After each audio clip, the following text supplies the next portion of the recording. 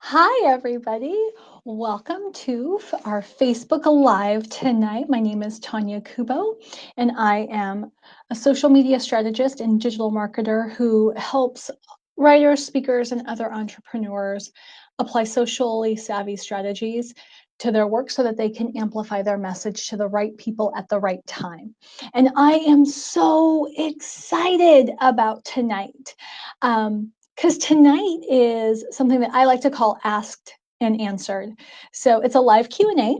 I took questions before the broadcast began on pretty much anything under the sun you wanted to know about digital marketing, about social media, or other ways to maybe publicize or promote your writing, your speaking, or your business. And we got a few questions, and this could take a while, could not take a while, depending on how many other questions come in. I'm so excited. I want to say welcome to those of us who are joining tonight. So we've got Jen Bryant is here. She's from A Practical Family, which is a fabulous blog and podcast. And then we also, I know, we'll have Emily Bernard is going to be joining us, and I believe Kendra might be joining us as well tonight. So I want to just dive into the questions, but before I do, if you know somebody who might have some questions related to social media, to digital marketing, or anything like that, and they might be available right now and they might want to ask some questions, I would ask that you please share this video, and that way that it's the more the merrier around here. And I really do strive to bring value to not just my viewers, my clients, and pretty much everybody who comes to the page, anybody who subscribes to my email list. My goal is always to make it worth the price of admission, as it were. So I would love it if you would share this video. That would be awesome. So the pre-submitted questions, I went ahead and I organized in order of sort of flow, as well as time that I think it's going to take to go through them. So of course, this is a live Q&A, so you're welcome to submit questions at any point. I would love to answer them. So the first question is one that I got via Messenger today, and it is, what in the world is up with Facebook groups? So as many of you know, and maybe you don't know, I am passionate about building online communities. I believe very strongly in the fact that you can build really authentic, strong, close-knit, deep connections in online spaces if you do it right. Earlier this week, we had Jen Buell, and we talked about the proper care and feeding of Facebook groups. Like, online communities are like my baby. I love them. But what in the world is going on with Facebook groups? So I've been seeing around Facebook a lot of people complaining that their Facebook group engagement has dropped dramatically low. And it's like overnight. And so I manage Clutter Free Academy on Facebook. So we have over 6,700 members. And we had this big launch, really big launch on Tuesday, and posted it. And typically, if I post something in that group, I have 10 comments like right off the bat. And I posted it and it was like crickets. I had 2 likes. And I was like, that's weird. But people are busy. It's right before Christmas, not a big deal. And then one of our other community managers reached out to me that night and she was like, hey, Tanya, like I thought you were going to post that thing earlier and I haven't seen it. And I was like, what do you mean you haven't seen it? I posted that 11 hours ago. And she was like, scrolling, not seeing it. Like, I'm in the group, I'm doing this, I'm doing that. It never came up on my feed. I'm checking my notifications. And I'm like, oh, that's so weird. So I went and looked. I shared the direct link with her. She could see it. So we knew that the post wasn't the problem. But that was odd. But, you ignore it. No big deal. Like, maybe people weren't interested in the program launch. That's okay. So then yesterday, I notice that I'm just like, my feed is just really sparse in terms of groups. And I am a member of like a bazillion groups. So that's odd. That's something that's noticeable to me. And then I logged out of Facebook and I logged back in. And I got this pop-up that said, hey, your notification preferences have changed for groups. Would you like to review them? And here is what I found. I found that all of my group preferences had been changed to highlights only. So why does that matter? So let me show my screen really quick, and I'm gonna, let's see here. All right, bear with me on this one. Okay, so I'm gonna show, you're gonna see something kind of weird, and then I'm gonna go here, and hopefully you're seeing what I'm seeing, and maybe you're not, but I think you are. So here's my newsfeed, right? No big deal. If you go down here to groups, and you know what, let me grab my phone just to make sure you guys are seeing the same thing that I'm seeing. That's always the funny thing when you share your screen. You're like, I can't see anything now. So if you'll just bear with me really quickly to just make sure that I'm showing you guys what I think I'm showing you. And let's see. All right, okay, it looks like we're looking at the same thing here. So you are seeing my screen, and let me just clean it up really quickly for you. So we're gonna go solo there, and you don't need to see that that's my screen because you know that you're looking at my screen. All right, so if you look here, you're gonna see that I have my favorites, right? So I have adjusted these, but now if you look at your little gear wheels, you've got edit notification settings, leave group, unpin for shortcuts. So let's see here. So I'm a MOPS coach. I'm going to go to edit notification settings, and you will see that you have some options: all posts, highlights, friends posts, or off. So here's the thing. When I went on yesterday, every single group was changed to highlights only. So here's some groups I manage. Go to edit notification settings, and okay, so I've gone through and I've changed a bunch of these today, but let's see, so this is probably one I haven't gotten to yet. So look at this one, my notifications are set to off. If I go here, this is another group that I help with, and go to edit notification settings, highlights only. So I would never have that as highlights only, because any group that I assist with, I'm going to want to make sure that I see all posts that go in there, right? How do I moderate it if I don't see all the posts? So on and so forth. Like here's another one. This is a really important group to me. Again, it's set highlights only. Now, here's the reason why I think it's so important to share this information with you, is because these are groups that are important to me. These are groups that I interact with the content every time that it gets posted. Like, so it doesn't matter what is showing. I am going to definitely comment. I'm going to like it. I'm like, I want this content. And Facebook, for some reason, has decided, oh, well, I'm just going to get highlights. And I'm not totally clear on what Facebook considers highlights.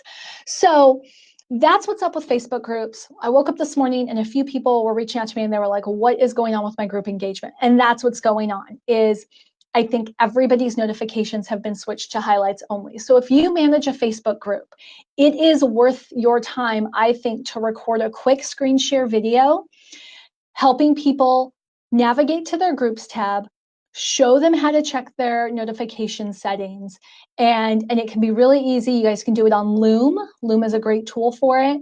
You could even do it on Zoom and record it and then just upload that as a static video. You don't have to do it live, but you want to show people how to alter their notification preferences. Because here's the thing also, if you're managing groups, you obviously want people to leave your group if it's not for them. But what you don't want people to do is leave your group because they're overwhelmed, because they probably won't find their way back. So like for seasonal overwhelm, altering your notification settings can be really beneficial. So like I'm part of a group that is fitness focused. And it's awesome. And I know it's there. And they post like workouts every month. And I really enjoy that group. I enjoy the monthly workout plan that they post. But you know what I don't enjoy? I don't enjoy the people who post who want to like beat themselves up or want other people to beat themselves up over what they view as cheating. Like I food shaming just makes me really sad. And so I don't want to see those posts. So, but I still want to be part of the group and I still want those monthly workout plans. So I have, my notifications set as such that I'm still a member, but I'm not getting posts from the community. And then I just go over there like once a month. So that's one example of how you can use your notifications. Now, if they're doing a challenge or something that I want to be a part of, then I set it to getting all posts for that 1 month, that 2 month, that 3 month session. So I think that that's really valuable. So if you're asking yourself, what's up with Facebook groups? Why am I not seeing the content for the groups that I love? Now you know you need to change your notification settings. Chances are Facebook switched you to highlights only, and you need to manually switch yourself back over. And you do need to go through all your groups, but it's a great time to clean up groups. Like, I don't know if you guys know this, but like I'm a member of a group called Save Terry's. That is a group I created, I think 3 years ago now. There's this like 64-year-old restaurant in town. They were going to close, and it's like part of my husband's childhood. And so we created a Facebook group so that we could like add all the people we knew who loved it, so we could try to like keep the restaurant in business. And it worked, and it's awesome. And they're still there. And so I don't think we need to worry about Save and Terry's anymore. So that's like a group I could archive. That's a good reminder that I could archive the group.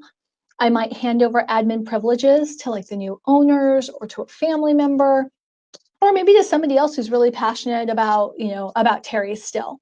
But like my role in that group is over. And so I don't need to have that group anymore. So I will, oh, look, and Jen Bryant's, I believe she's agreeing with me about Loom videos. They really do help people understand what to do and where to go. Loom has a pro version that they just launched. Let me look at that link for you guys. I just want to pull that up. So let's see. It looks like, I think it's useloom.com. So we'll go there. And I'm just going to put this up on the screen for you. So what I love about live Q&A is they're super casual, super, super casual. So you don't have to, I'm not really formal. You don't have to be really formal. So here's the URL, and I'm going to go ahead and I'm going to put it in the comments as well.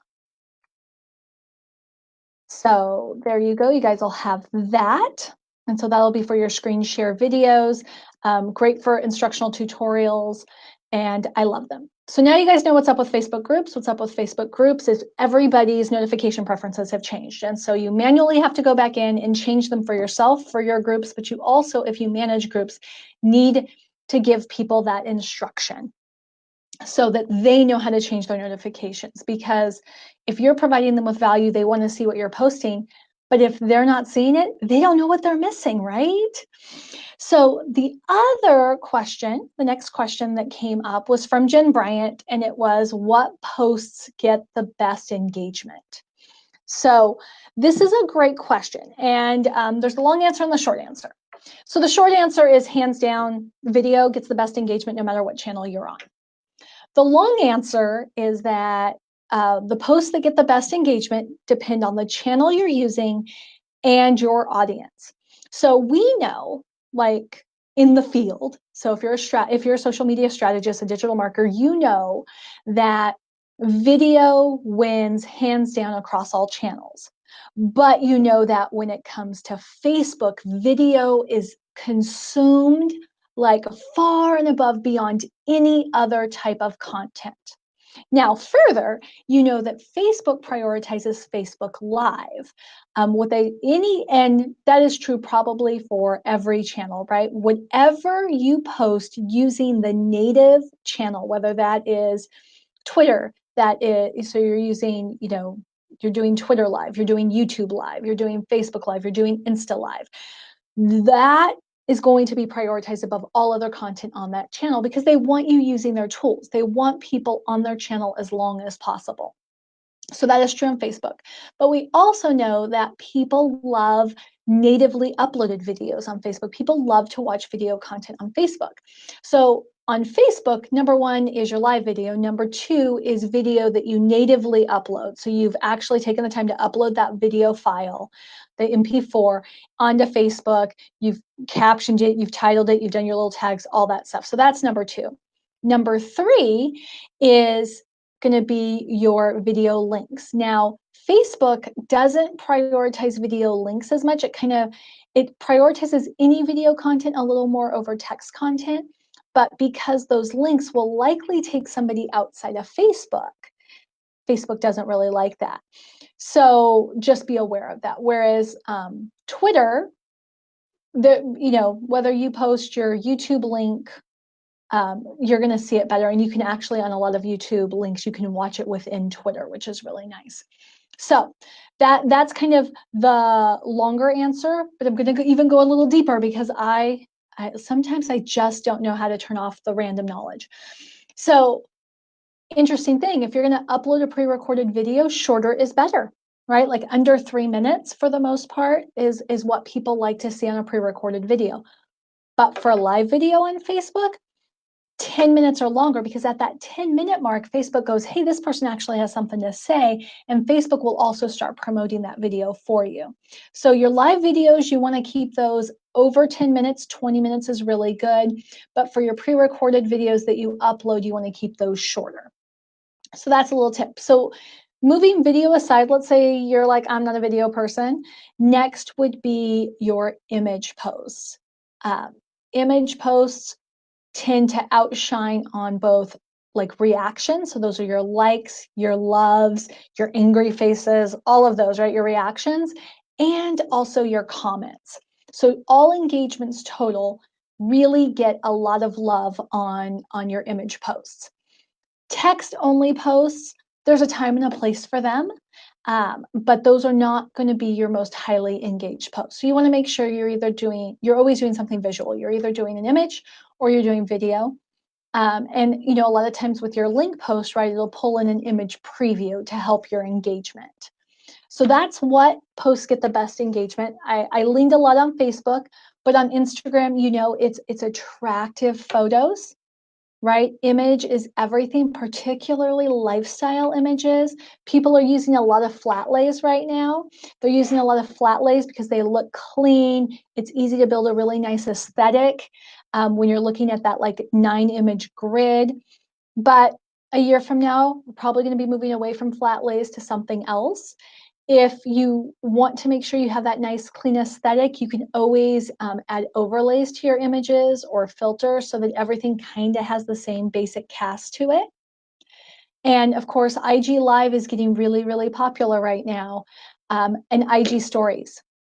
Facebook Stories are being prioritized in the algorithm, but they don't quite have the steam yet that IG Stories do. So IG Stories are where it's at. In fact, I find that I pick up way more followers when I'm posting to Insta Stories than even when I'm consistently updating my static posts. And then for Twitter, Twitter's a different animal. A lot of speakers and writers, your popularity on Twitter and your level of engagement on Twitter is going to depend on what your genre is. What is your target audience? So if you are like a B2B sort of person, business to business, then you are going to probably get a lot of peer, associate, and even maybe some prospective client interaction on Twitter. So Twitter is a place where I will frequently go to follow like other social media strategists or to find out the latest on digital marketing trends or to discuss some best practices. Twitter is the first place I went when we had Facebook down a couple weeks ago.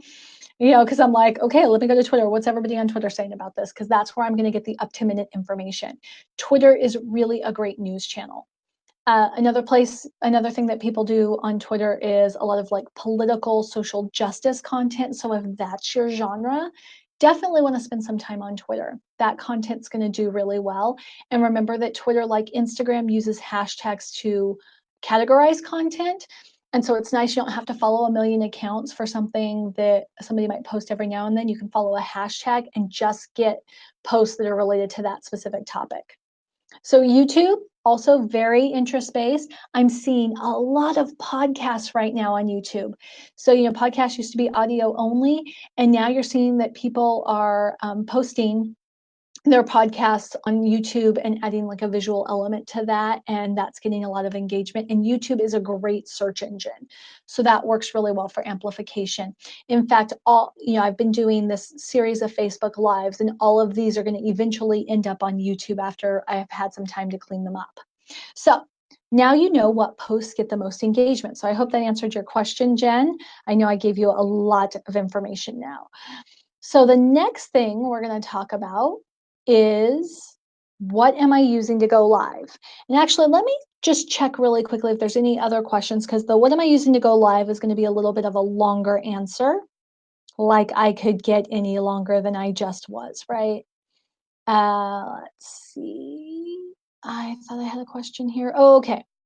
So Jen is asking, I love it. Jen has so many questions. This is great. What type of page should we register for as an author or speaker? Should we do business, public figure, coach? I mean, the list goes on and on of your options.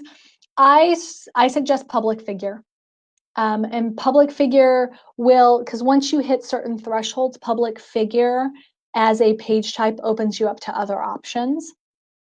And like you can be, you can definitely set yourself as business, but then what the options that Facebook wants to give you have to do with sales. And if you're not doing that kind of work, so my author Tanya Kubo page, the one that you're watching me on right now, is set up as a public figure. And I like that. Now I have Great Moms, which is my like mom and lifestyle blog that I do, and sort of where I really work to kind of equip and empower like moms who just want more out of life. That one right now is set up as a blog because it's Great Moms. It's not like, because I didn't want to confuse people and have two Tanya Kubos. So if I was using my name on that one, I would use a public figure. But since I'm not, I used blog. Grit and Grace podcast lists itself as a podcast. I've seen like Amy Carroll and Melanie Chitwood have speaking and writing consulting business that's called Next Step Coaching Services. They've listed themselves as coach, as a coaching service. So if you're an author or speaker, though, I definitely suggest public figure is the best way to go. So now let's get to, what am I using to go live? And the reason I'm so excited that Jen asked what I've been using to go live is because I'm testing something. So I am 12 days into a 14-day trial with a service called BeLive. Now, if you were at Leverage 2018 in San Jose, I talked about how much I didn't like BeLive. I'd used BeLive a couple years ago. I actually did a guest lecture at the University of La Verne. And I was supposed to be on BeLive and we couldn't make it work. And then we ended up having to like cobble together this like really bad like Zoom call on projection, and it was all bad. And then a couple of my clients had been using BeLive and just were experiencing a lot of stability issues. And so I was like, BeLive is terrible, don't do it. But when I knew I wanted to do 12 days of Facebook Live, and I knew that for this feature, I had two very important criteria. First thing that I knew that I absolutely had to do was I needed to be able to bring guests on with me. I wanted most of my Facebook Lives to be interview-based. I wanted to give up-and-coming writers and speakers an opportunity, who were scared to do live, an opportunity to go live with me, to help them become more comfortable. I also wanted to be able to have that back and forth interaction. I feel like that's so much more engaging as a viewer to like see two people go back and forth, and then you can kind of engage with their conversation rather than just watching one person talk at you like I'm doing today. But I know you guys love it, right? That's why you're watching. So I knew that I needed to have somebody join me live. Now you can do that on Facebook natively, but only if both of you are on Facebook Live using your mobile devices. Now I have a Google Pixel. This is my Google Pixel. Look at how meta is that. That's me live on my Google Pixel while I'm live with you from my computer. I have a Google Pixel, has a really long battery life, does fairly well, but not everybody's mobile devices do well doing live. A lot of them will overheat and shut off before the 20-minute mark. So you have to keep it plugged in. You have to make sure your Wi-Fi signal's strong, yada, yada, yada. But you can go live with a guest. So I think that's important to know. You can go live with a guest using your mobile device. But the other criteria I had, in addition to having a guest, is I wanted to share screen. As those of you who have been watching the series know, I interviewed brand photographer Clara Koo out of Florida, and we were talking about like the importance of personalizing your brand on social media through the use of images. And that was visual. We couldn't just sit there and talk about it. You needed to be able to see what we were talking about. We needed to show you examples of successful Facebook pages, and we needed to show you how a series of pictures could tell a story. And the only way we could do that was through screen sharing. So I was out there, I was looking for a tool, and you know what? I wasn't looking for a tool all by myself. I pulled in Matt Troutman from the Genius Lounge. He is amazing. He's a great video guy, knows a ton about YouTube. So if you guys ever have any YouTube questions, definitely ping him. He's got a YouTube channel, and he also, if you check out Genius Lounge here on Facebook, you can see some of his stuff, and it's great. So I pinged him, and I said, here's the thing, Matt. This is what I want to do. What's the best, most affordable way to do it? And I already knew of some services. So I knew about BeLive, and BeLive is cheap. It averages like $20. It averages like $20 a month. But I had the stability issue, and I knew other people had the stability issue. And then I know somebody else who uses Wirecast. Wirecast is like $600. It's glitzy. It's awesome. It allows the screen sharing, and it's like really great. But it's $600, and I just wasn't sure I wanted to buy in at that level for 12 Facebook Live broadcasts that maybe I would do more or maybe I wouldn't, and I didn't really know. Then I looked at something called OBS, which is super cheap. It's like, well, it's not super cheap, but you can purchase it one time for like $200. And so that was pretty cool. And then I found something else called XSplit. And XSplit is used for like live gaming. So it had the screen share option, which I really liked. But it, and it was actually, XSplit was free, I think.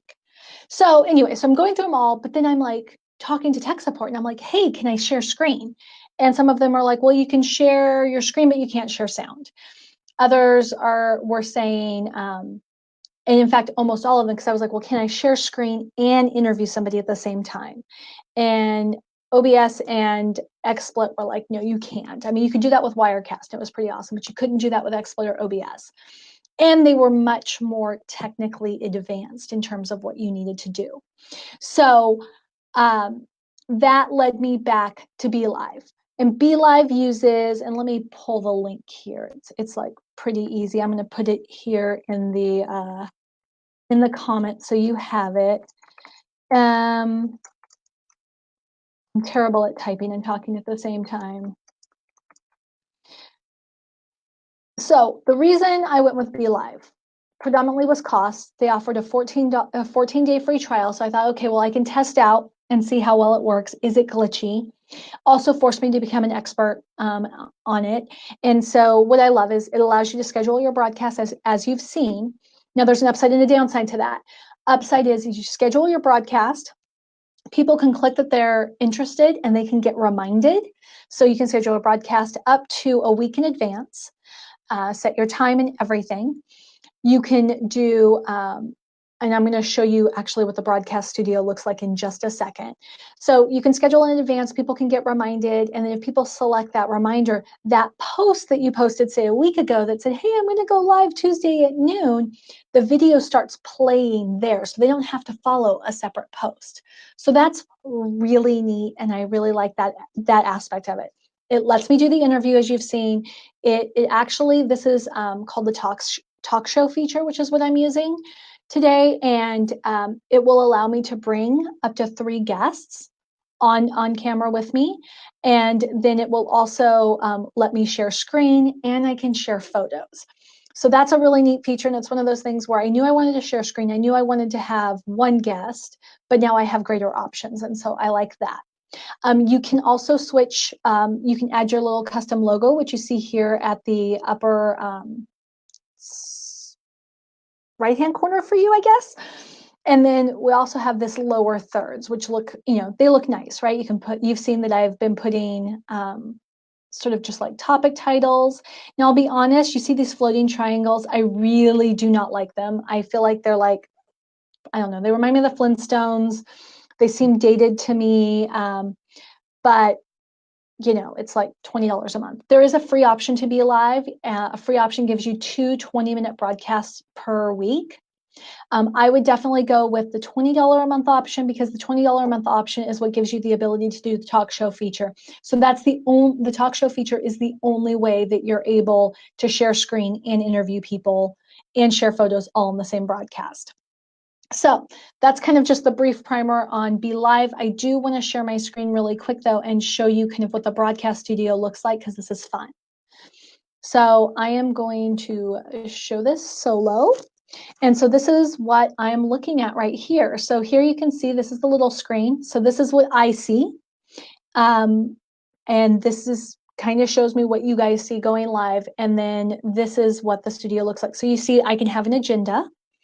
And so whatever my main point is on the agenda, I can show. So here, right, the welcome. See how big that is? Now I can't control the font sizes. There's my please share, my live Q&A, what's up with Facebook groups. So you go all the way through. But here's the other thing is I can have notes. So here how it shows my website, but here are my notes that I can like read through that reminds me what I want to tell all you guys.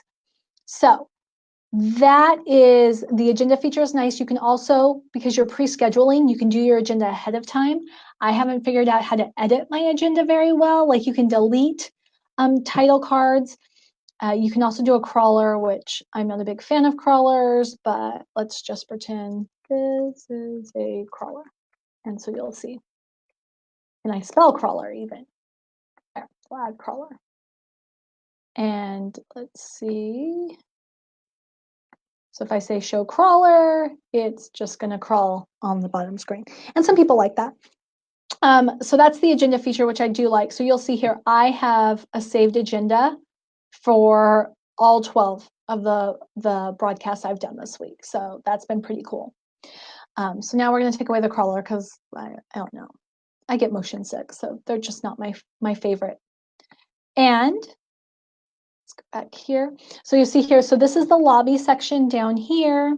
I've got a second version of my screen that's waiting here in the lobby. I could add a poll if I wanted. So let's see here what it's going to do. So I'm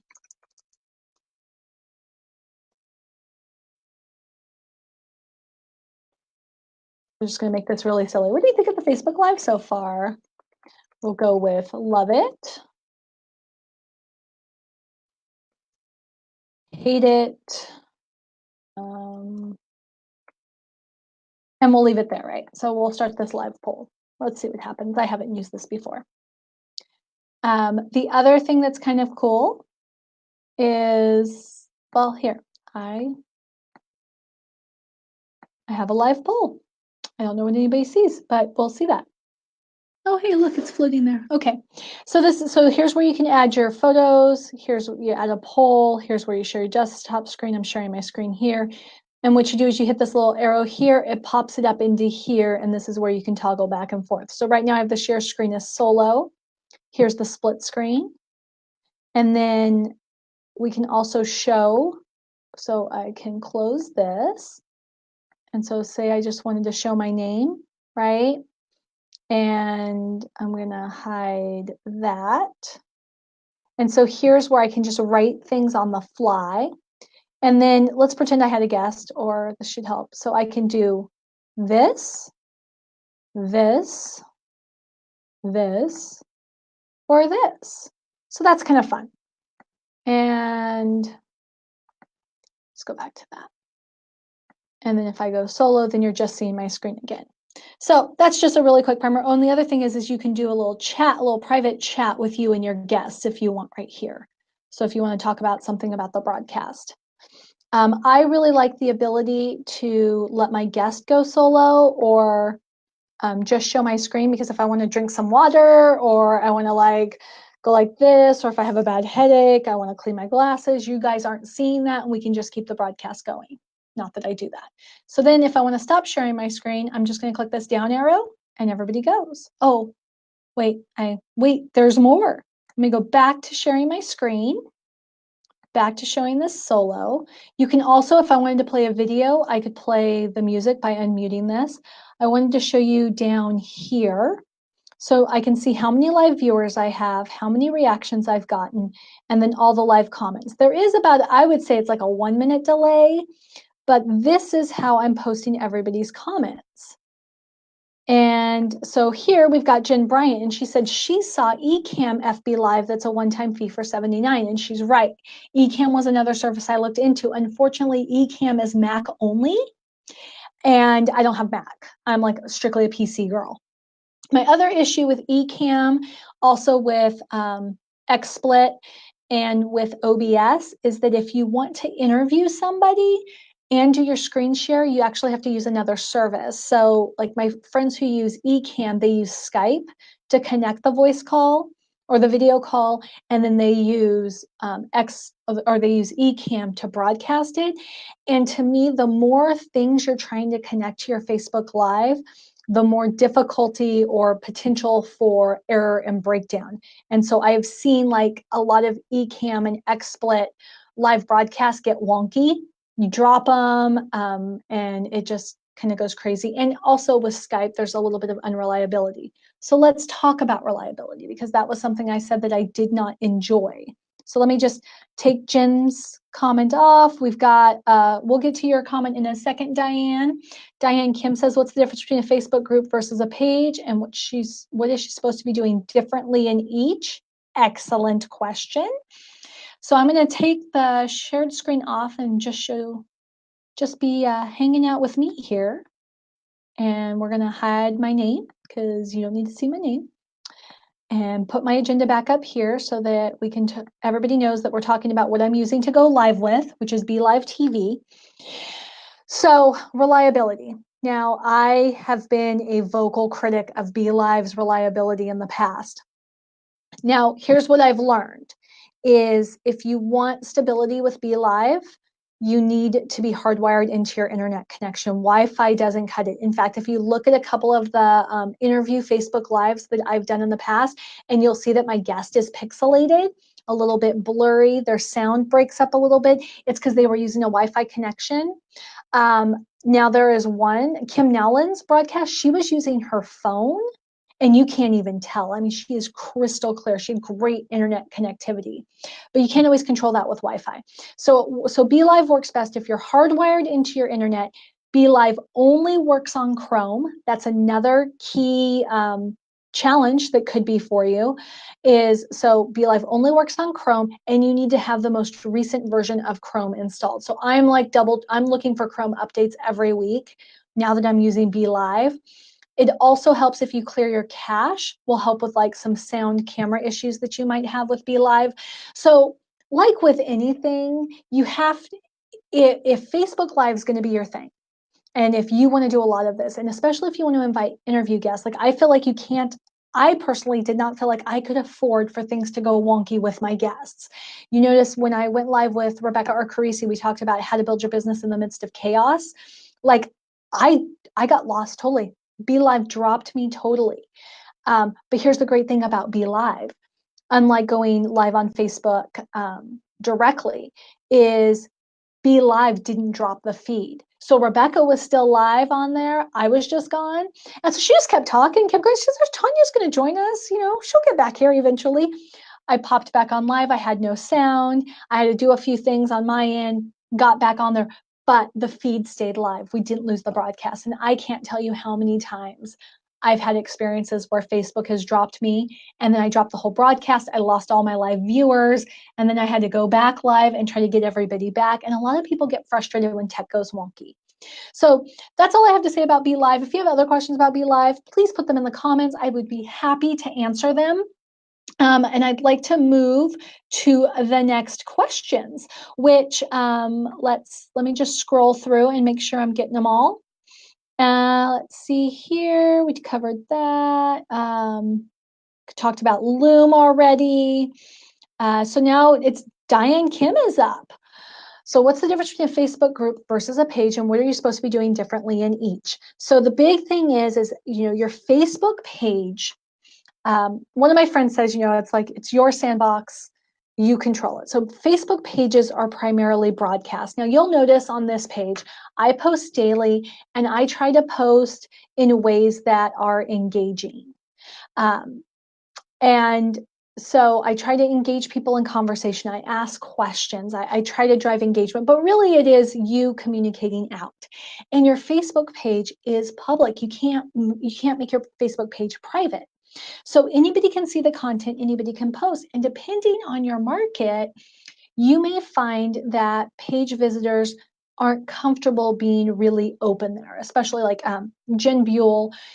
She was on with me talking about the proper care and feeding of Facebook groups. Her market are single moms, Christian single moms who frequently are targeted online, right? By predators, by creepy people or Nigerian princes who want to steal their money, whatever. They're just easily targeted. So Jen finds that she doesn't get a whole lot of traffic on her page and a whole lot of comments. She gets some likes and stuff. So she has a Facebook group, which is a private community that she has set up. There's some gateway questions. She does her homework to make sure that everybody who enters is a single mom with the same values as the other single moms in the group, because she's creating this community. And it's this community where single moms can come. They can share challenges, they can share celebrations, they can share frustrations that they don't feel the outside world is going to understand. We do the same thing with Clutter Free Academy. We have 6,700 members in Clutter Free Academy, so it's not small, it's not intimate, it's big. But everybody is there for the same reason. We all suffer from the secret shame, and many of us just want to be able to let somebody into our house who didn't call 2 weeks in advance.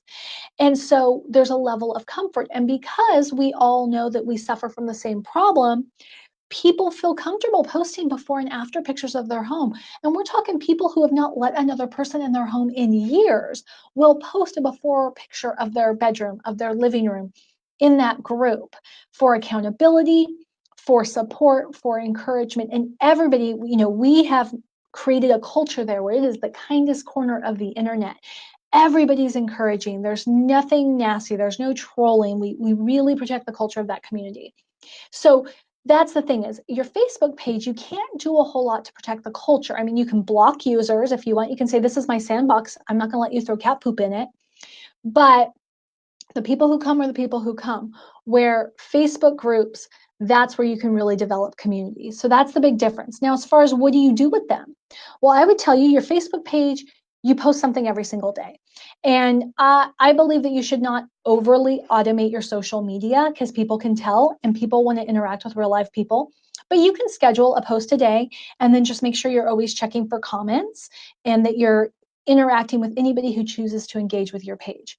Your Facebook group, you need to suit up and show up. And you need to suit up and show up every day, whether you have 10 people in that group or you have 10,000 people in that group. And the reason is because community has to be cultivated. Just like a plant, you've got to feed it or it's going to wither and die, or skeevy people are going to come into your group if you don't have really good gateway and you're not present, and they're going to take it over and they're going to shift the culture. And next thing you know, you've spent 5 days away from your Facebook group and suddenly it's Mean Girls world. So you got to suit up and show up in your Facebook group. Those are the people that you pour into and you love. Those are your stark raving fans. That's the community that you begin to cultivate. Something else important to know on a Facebook page versus group. If you share something on your page, it's public. So if I go to your page, I go, oh, that's a really interesting thing that you posted, Diane Kim. Oh, your book's on sale. If you guys don't know, Diane Kim wrote Unbroken Faith. She's like, oh, your book's on sale over at Amazon. I want to share that. So I'm going to click share and I'm going to put it on my wall. I'm going to make sure, because it's public on your wall, it's going to follow whatever my privacy settings are. And if my privacy settings are set to public, it's going to go on my wall as public post, and anybody on my Facebook friends list can post that, and it can get, I won't say it'll go viral, right? I don't know that many people, but it can amplify, it can grow legs, and it can get shared and shared and shared. Here's the thing. Now, if I have it set to friends only, like that all of my posts are friends only, then even though Diane's post on her page has been set to public, the people who share it from my wall, the only people who are going to be able to see it are people who are my friends, because that's my privacy setting, because Facebook always defaults to the most private setting. Now in groups, if you have a closed group, no post in your group can be shared outside of that group. So the only people who can see that post are people who are in the group. So if you try to share that post, Diane Kim goes into the group and she says, hey, my book's on sale. And I'm like, oh my gosh, Diane's book's on sale. I'm going to go share it in this other group. That's not going to work. The people in that group are just going to see attachment unavailable. So if you've ever seen somebody share something where they're like, look at this is so awesome, and it says attachment unavailable, it's because they shared it either from a private group or from a page that had been listed friends only. So now when you're like looking at people's posts and you see somebody comments, hey, can you make this public so I can share it? That's why. So those are the differences between Facebook groups and Facebook pages. All right, and then Emily is asking, what are the best ways to advertise on Facebook? This is a great question. So first of all, you have to understand that there's different types of advertising on Facebook. So a lot of times, right, you post and you get this email from Facebook and it says, this post, blah, blah, blah, is performing better than 95% of your other posts on Facebook. Get even more views on it if you click here to boost. And boosting posts is super cheap. It's like, we'll boost it for 3 days for $10 or 5 days for $10. And you're like, it's only $10 and Facebook's telling me to boost it. I should boost it. So you click boost and out it goes. And maybe you get some likes, maybe you don't. A lot of times you'll get likes, but you won't really get any comments. And you're like, what did I get for my $10? Like, you might get more engagement, but do you get more page likes? Do you get engaged audiences? And you're just like, it was only $10 and you kind of don't worry about it. And so here's what I say about boosted posts, that type of boosted post. I equate that to the January gym specials, right?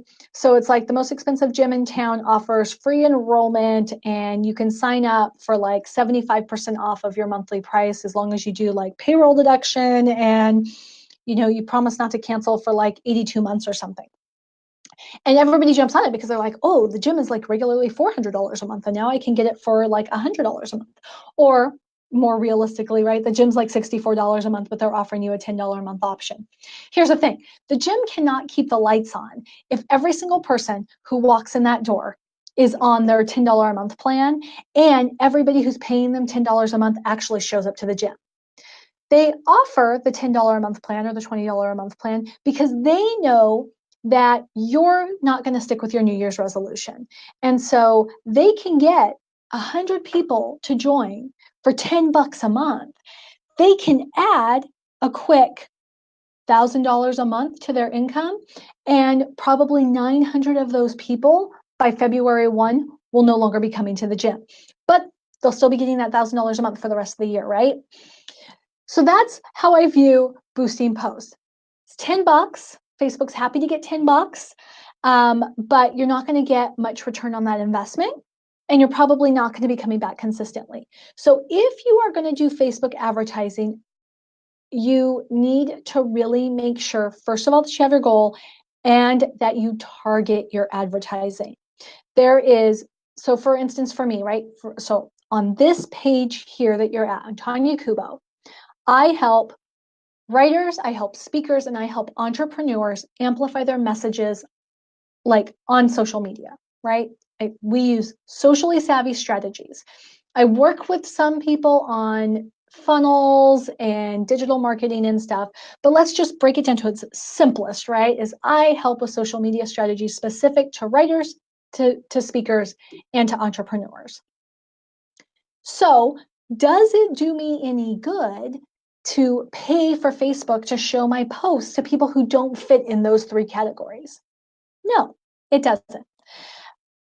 So even if it's just $10 a month or $10 out of pocket for one post, I'm still wasting my money if it's not going to the right people, because you guys know that I'm not into vanity likes. Like, I'm not into vanity numbers. I'd rather have 200 people, 150 of whom actively engage with the content that I produce, than have 2,000 people and only have 150 people actively engage with the content I post. So you need to target your advertising, and you can do that using Business Manager. You can do that using Facebook Audience Insights. That's something that I do as a private consultant. It's a deep dive. It's a lot, but I would say, rather than boosting posts here and there for $10, I would save your pennies. And when you have $200 to $300, I would, hire somebody, or maybe you have $150. I would hire somebody or take a class, do what you need to do, and dive into targeted advertising. So that is the long answer to your question, Emily. And it looks like we are all out of questions. I will check my phone just to be sure. And I am just going to scroll really quick. Yep, and it looks like those are all the questions that we have tonight. So I just want you guys to know that, if you're not hanging out on Facebook all the time, you can find me at TanyaKubo.com. And on TanyaKubo.com, if you go there right now, you are going to see a page. And oh, look, fancy schmancy, Be Live lets me share my screen so I can share it right now. So if you go to TanyaKubo.com, which we're going to go to right now.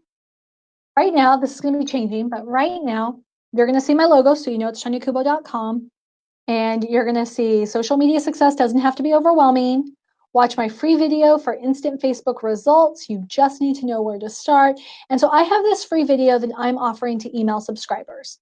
So you click here, you put your name, you put your email, you put give me access. And then you're instantly going to go to a page that shows the video. And underneath the video, there's a special download that gives you a deeper dive into Facebook Insights, and also helps you kind of get a better idea on demographics. And, this tells you more stuff, but if you click the button, that's going to take you to that form. And you're going to fill that out. And so right now, that's what you're going to see on my website. But coming soon, there's going to be a little bit more. It's a little bit about me. So this is how you know that you're in the right spot. So why am I sharing that? Well, what you don't know is that this month I have been doing a giveaway. I've been calling it Socially Savvy Christmas Giveaway. And now the giveaway is only for email subscribers. So you have to go, and that is the only way you can get on my email list right now. You can also, if you are looking at my Facebook page, if you click and learn more underneath my cover photo, there's like an arrow that says free webinar. If you click there, you'll also go to my website and you'll be able to fill out the form there. But so far this month, I've given away Amazon gift cards, I've given away book bundles, Starbucks cards, coaching sessions, and I'm going to be doing at least 2 more giveaways, probably some more. But basically, every time I send out an email this month, I'm doing a giveaway. And believe it or not, I've had prizes not even claimed. Like Gina McCarthy, she won, I think she won a Starbucks card, but she hasn't yet given me the best email address to send it to. And I don't want to buy a Starbucks card that's never going to be redeemed, because that would make me sad, because that could be Starbucks that I could be drinking. And then there's Brandy. Brandy didn't give me her last name when she subscribed, but she won like a digital, like a full-blown digital audit. Which is like $499, and she hasn't redeemed that either. So, and you know why she hasn't redeemed it? I'll bet you money. I can tell you exactly why Gina and Brandy haven't redeemed their awards, because they probably haven't opened the emails, because December's crazy busy, and because they don't know me, because they subscribed, and they probably didn't hear from me for a week, because I had an email list before I had all the moving parts that helped me take good care of the people on my email list. And this giveaway is part of me wanting to really reward the people who are still opening my emails. So that's a lot of fun. And Emily is going to take it. So who knows, Emily? If you're on my email list, I don't think you are, but if you are, you just might be up for winning too. And the other thing that I'm doing with my email list this month is I'm also sharing like the direct links to all of these videos that I've been doing. So I would say that if you've gotten any value at all out of the live videos that we've doing, out of today's free training, which has ended up being a training like on BeLive.tv, kind of talking about different options of using services to go live. We've talked about the difference between Facebook groups and Facebook pages, which I think is big. We've talked about posts that get the most engagement.